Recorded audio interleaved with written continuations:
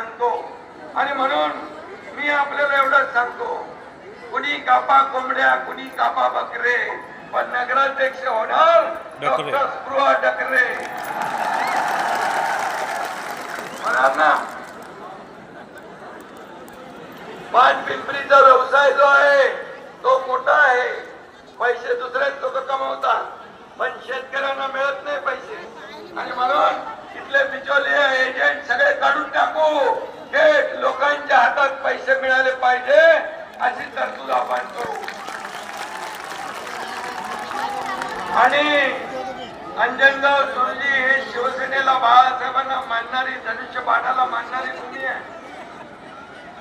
आणि या भूमीमध्ये आज मी आलेलो आहे.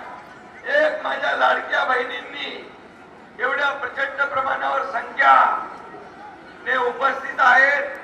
लाडक्या भावाची आपण वाट बघत होता. माझे लाडके भाऊही आहेत.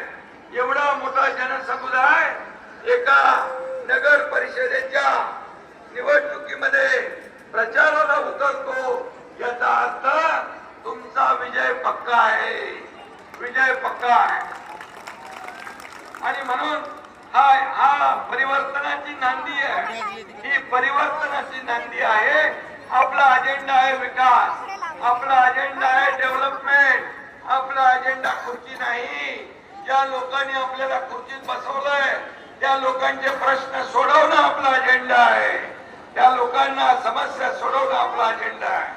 मी जेव्हा आपल्याला माहित आहे, मी बघतो लाडक्या बहिणींच्या चेहऱ्यावरचे हावभाव, माझ्या भावांच्या चेहऱ्यावरचे, माझ्या भाच्यांच्या चेहऱ्यावरचा आनंद मी पाहतो.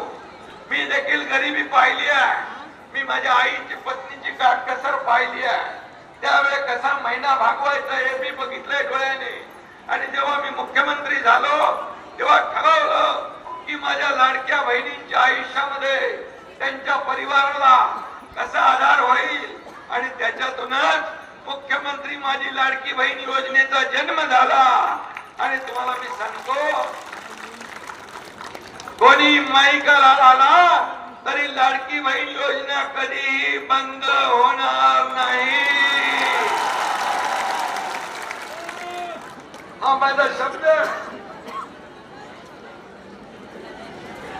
आणि म्हणून या ठिकाणी आपल्याला ठरवायचं, एकनाथ शिंदे बोलतो ते करतो, माहिती है तुम्हाला. एक तो मैं कमिटमेंट करता नहीं, अगर मैंने कमिटमेंट कर दी तो फिर मैं खुद की भी नहीं सुनता. आणि म्हणून शिवसेना